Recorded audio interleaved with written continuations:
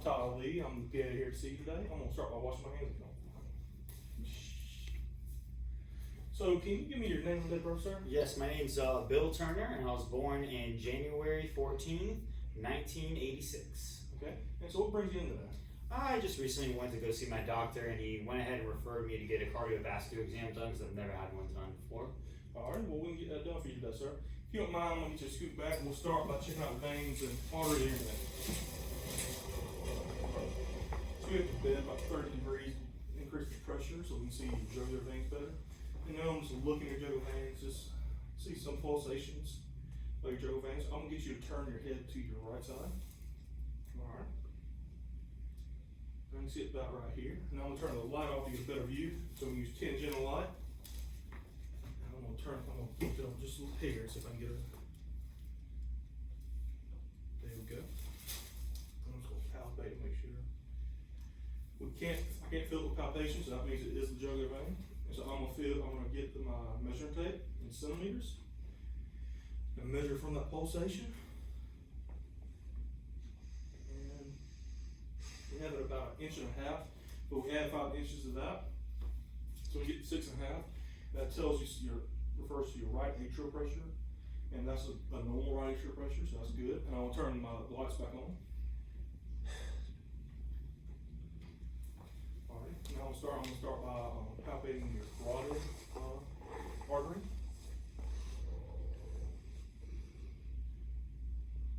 All right, that's good. No thrills. Let's feel this one.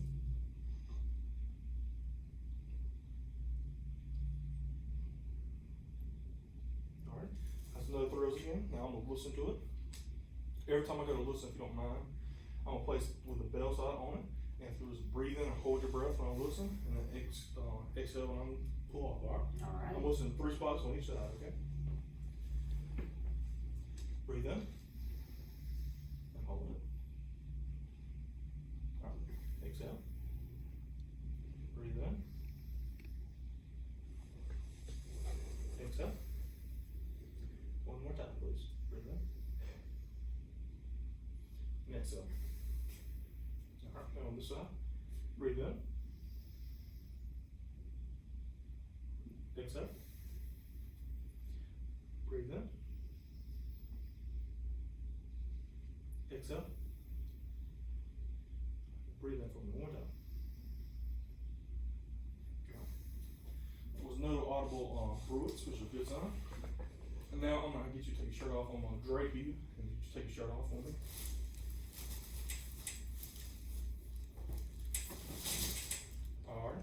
And we'll start by inspecting. Do you mind pulling your necklace up a little bit for me, sir? Thank you. And we're inspecting. We see no scars and no obvious pulsations. Now I'm going to start by with palpation. I'm just going to press for you and feel anything that might make us suspect any valvular disease or stuff like that. So I'm going to start right here.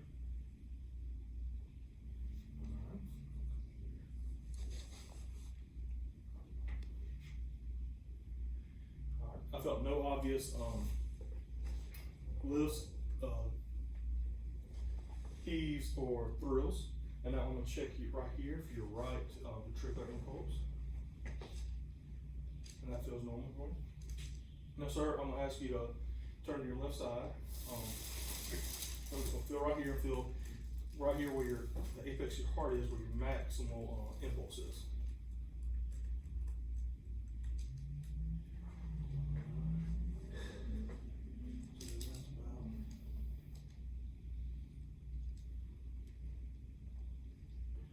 So that's about your 5th intercostal space where we respect, and it's near the nickel-vacuole line. The amplitude is normal under 3 in this position, 3 centimeters, or your diameter is normal under 3. And then we're just gonna listen real quick and make sure the duration is normal.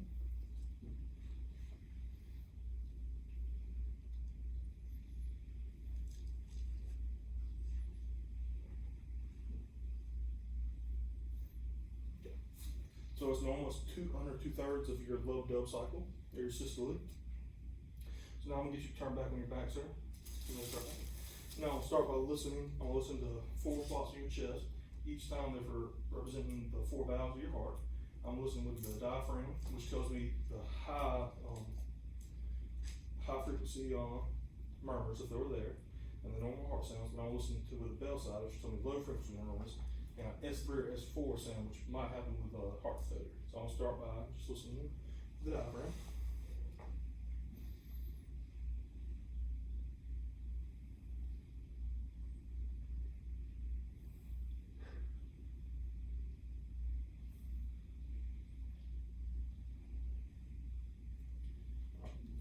No obvious murmurs heard. Normal S1, S2 heard. I'm gonna flip over to the bell to the bell and listen again.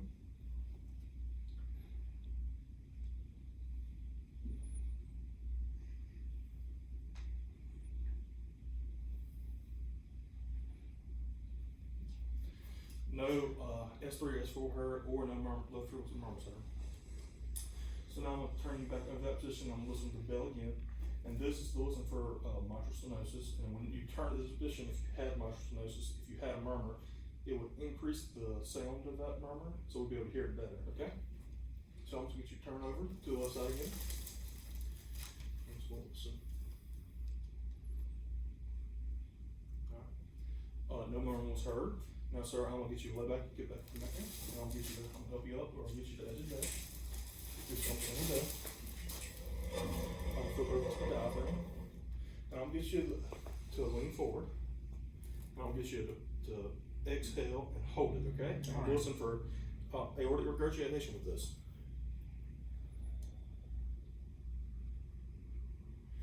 Alright, breathe out, you're good.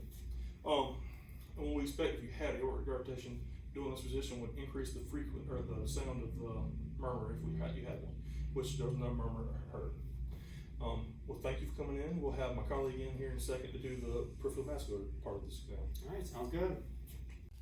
Hello, Mr. Turner. My colleague Tyler told me to come by and do a peripheral vascular exam on you. Yep. All right, beautiful. Well, my name's Romi. I'm going to be doing your peripheral vascular exam today. All right, so let's go ahead and do one of these, be corona safe. I'm going to go ahead and wash my hands real quick, and I'll be right back. All right. All right. So what we're going to do on this exam right now is, just like I stated to the patient, we're going to do a peripheral exam on him. So what I'm going to do is we're going to go ahead and start with his arms, and then we're eventually going to go to his neck and go ahead and assess for the carotid upstroke. And what that essentially is going to be is I'm going to see whether the carotid upstroke is in between S1 and S2. And then as soon as we check for the carotid upstroke, we're going to go ahead and move to his lower limbs and check his venous return, his capillary refill there as well, okay? So all I'd like you to do, Mr. Turner, is if you could please lay back for me. Okay. Right. And if my hands are a little cold, or if you feel uncomfortable during any part of this exam, please let me know. I'll go ahead and try to adjust as best as I can, okay? Will do. Right. So what we're going to do is we're going to start with the patient's right arm, okay? So what we're looking for on his right arm is we're going to do the 3 S's. So it's going to be size, shape, and symmetry. We're going to generally do this on both arms, but we're going to go ahead and start with the patient's right arm, okay? And what I'm noticing here is, first of all, I want to see if there's any scarring, ulcerations, maybe some discoloration, pigmentation, or anything. Everything looks good here. And now what I'm going to do is I'm going to palpate, assess for the temperature, okay? So generally people with peripheral vascular disease might have a minor sign of cyanosis or pallor, which means essentially that they're going to have decreased blood flow to their extremities. But from what I'm noticing with this patient, everything's flushed, everything's warm to the touch, nothing abnormal there, okay? And now what we're going to do is we're going to test his capillary refill, okay? So what I'm going to do is I'm going to essentially press down his fingertips, and I'm going to try to notice in time how long it takes for his fingertips to go from pallor back to flush, okay? All right, looks good. We generally want it to be under 2 seconds. Anything longer than that, again, we can suspect some sort of peripheral vascular disease, okay? And now what I'm going to do is I'm going to check the patient's radial artery, see if I can pick up anything there. All right, feels good. Now we're going to go to the ulnar artery. All right, feels good. And now we're going to go to the brachial artery, okay? Feels good. All right, if you could do me a favor and give me a nice bicep flex for me. And now what we're going to do is we're going to feel for the epitrochlear nodes. And what I'm seeing right now is I can't feel anything, and that's a good thing. We don't want to feel anything. If we feel something there, you don't have to flex anymore, sir. But if we do feel something there, we're going to think of some sort of maybe HIV, lymphoma, or some sort of infection. But good thing we can't feel anything there, okay? So you go ahead and rest this arm. And now what I'm going to do is I'm going to check the patient's left arm, okay? And we already went through a lot of the steps for the other arm, so we're going to essentially do the same thing. If you don't mind taking off your watch for me real quick. Okay. And again, we're going to assess our 3 S's, so size, shape, symmetry. Everything looks good there, nothing abnormal. We're also trying to find any scarring, ulcerations, edema, swelling. Looks good, okay. And now what I'm going to do too on this side as well is assess the temperature, so palpate a bit.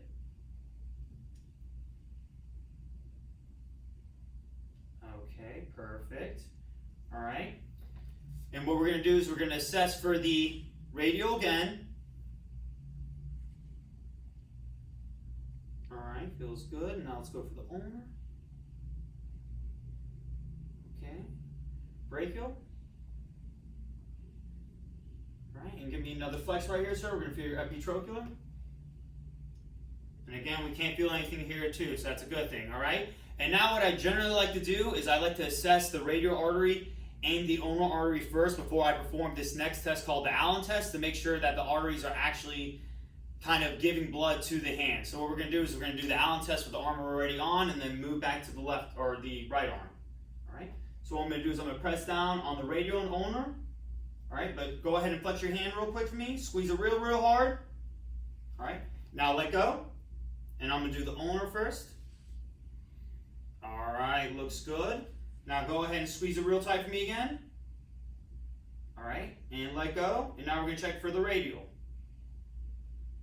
All right, and what I'm picking up here is this venous return is perfect here. Nothing, no sort of clotting possibly, or nothing that's affecting any of his venous system, okay? So now we're going to do the Allen test on the other arm again, okay? So go ahead and give me a nice fist again. All right, and now let go. We're going to check for the ulnar artery. All right, looks good. Give me another fist again. Let go. And let's check for the radial. All right, looks good. All right, so now we went ahead and we did the upper arms. Everything looked good there. I didn't see anything abnormal, and the blood return was perfect. Capillary return was perfect too. Now what we're going to do is check for the carotid upstroke. All right, so if you don't mind, go ahead and lifting up your shirt a little bit for me. Perfect. All right, and what I'm going to do for the carotid upstroke is I'm going to use the bell, okay? All right. Perfect.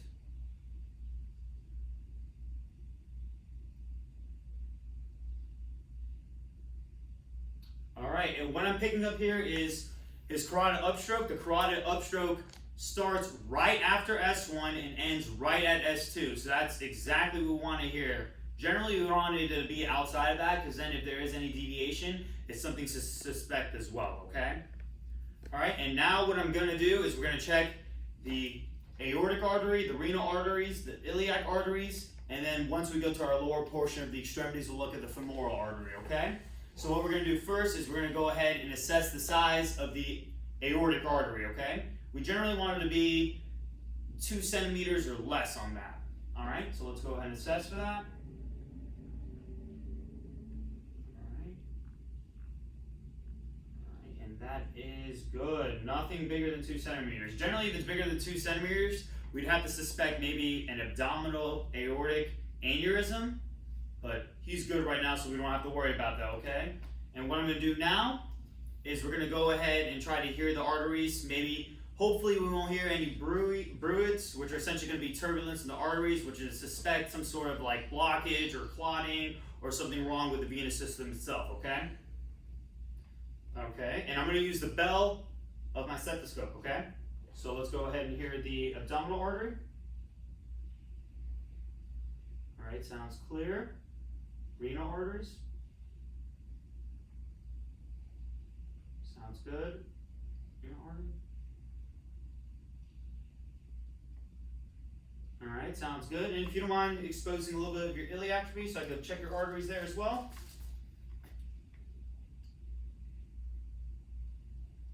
Okay. Okay, beautiful. And while we're up here too, what I should do prior to this, I'm going to do right now, is assess also for maybe any swelling, edema, scarring, ulcerations, but everything looks good here. He has a little scar right down there, but other than that, everything looks good up there, okay? So that conducts the upper body portion of the exam. So now let's go ahead and go to the lower extremities, okay? So now what I'm going to do at the lower extremities, if you don't mind lifting up your pants just a little bit for me. Those are nice pants. Where did you get those? I just found them at Goodwill. I was about to say, they're a really nice pair of pants. Whew. Alright, so what I'm going to do is we're going to go ahead and palpate the femoral arteries, okay?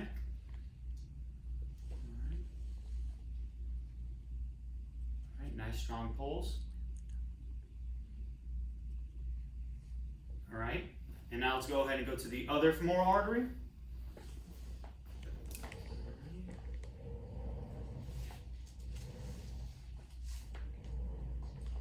Okay, beautiful. Strong femoral pulse here. Feels good.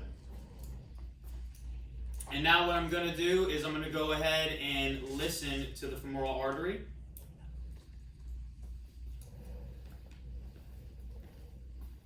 Alright, so let's go ahead and listen to this.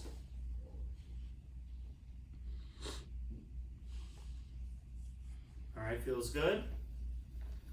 And let's go ahead and put this here real quick. Alright, it sounds good here too. And what we're going to do is also feel for his femoral lymph nodes, okay? So what I'm going to do is, if it feels a little uncomfortable, please let me know. I'm going to go ahead and feel up here, feel for any swelling, any inflammation, but hopefully we don't feel anything, okay? Alright, nothing abnormal there. Let me go ahead and move to the other side.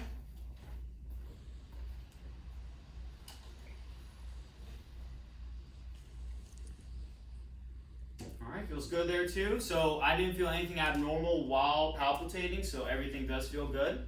And now what we're going to do is we're going to feel the popliteal artery here. Alright. Just go ahead and relax a little bit. Relax your leg. There you go. Okay, feels good. And now what we're going to do is we're going to go to the tibial artery.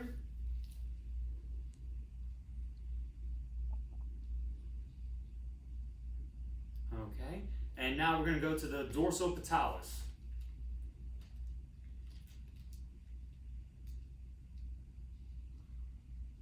Alright, feels good. And now we're going to do the exact same thing on the other leg.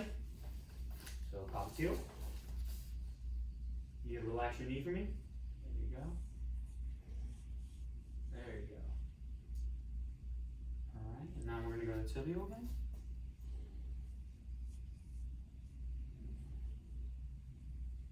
And dorsal patalis.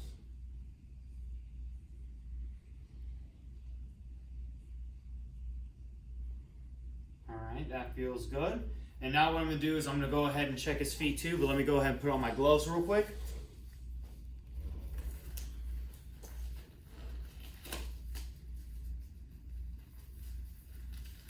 Alright, and again, we're going to do the same thing what we did with the arms. We're going to assess this patient for, again, swelling, size, and symmetry.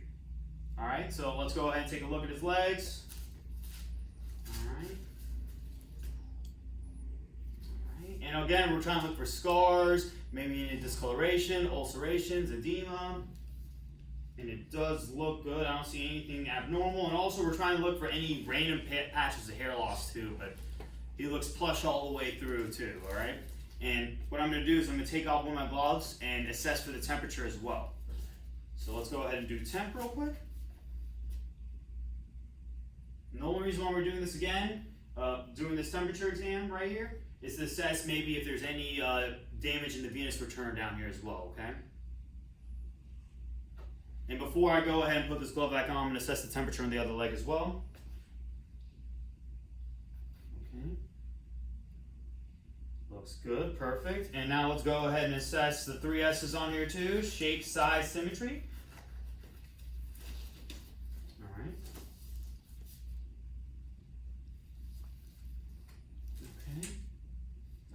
looks good. And now what we need to do is check for ulcerations or anything on the bottom of the foot as well. Alright, looks good on the bottom of the foot as well. And we should check in between the webbings of his toes as well. Alright. Looks good. Generally a lot of ulcerations like hiding between the webbings as well. And what we should have done when we were at the upper extremities too is assess the webbings in between his fingers, but once I'm done with the feet, we can go back up there and look at that too, okay? Alright, and now the next test we're going to do is going to be called the Berger's test, okay? So what I'm going to do is I'm going to lift his leg up, let all the blood flow down from his foot, and what we're going to do is I'm going to grab the patient's hand, lift him up, and put him in a sitting position. And then what I'm going to note is essentially how long it takes for the blood to go back to his foot, similar to what the capillary test what we did up here, okay, in the Allen's test. All right, so let's go ahead and lift you up. Let's get that blood flow down. All right, give me your hand, sir. And then on the count of 3, we're going to go ahead and sit you up, right? Okay. 1, 2, 3. All right. Everything looks normal there. It went back at original time, normal time, all right? Go ahead and sit back down for me, sir. And we're going to do the same thing with the other leg, okay? And we're going to do the same maneuver again, all right? Okay.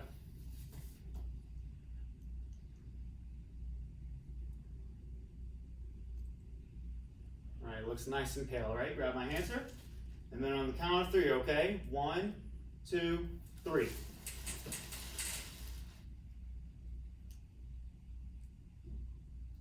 Looks good. All right, and go ahead and lay back down for me. And the last thing we're going to do for this exam is test the capillary refill on his toes, okay? All right.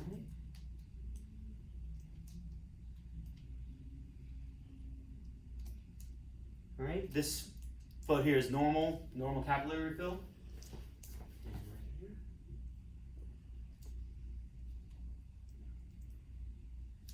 Right, and this is normal as well, normal capillary fill. And the last thing we're going to do, since I did forget this at the beginning of it, but we're going to go ahead and include it now, is check in between his fingers, the webbings, all right? So let me actually take these off because I've been touching your feet with these gloves. All right?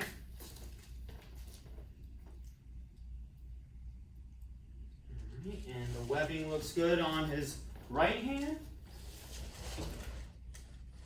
And no ulcerations or anything on his left hand, okay? All right, so you can sit back up for me, sir. All right. And that concludes our peripheral vascular exam. Did you have any questions or any concerns you'd like me to answer for you before I leave? Pretty good right now. Well, it was a pleasure for me and Tyler to go ahead and give you a cardiovascular exam today. So if you do have any questions or any concerns, just let Tyler Lee or myself know. We'll be more than happy to help you out, okay? Okay. All right. Alright, we had to call Mr. Turnerback because we forgot a really big important part of our examination. That's assessing the patient's blood pressure, okay? So let's go ahead and take your blood pressure, sir. Right, let's go ahead and lift that up a bit.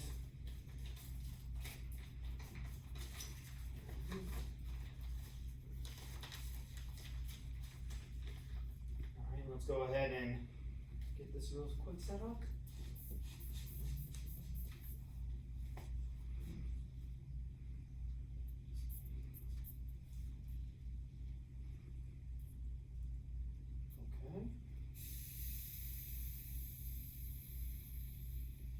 Alright, you can rest your arm real quick. Just give it right there, relax.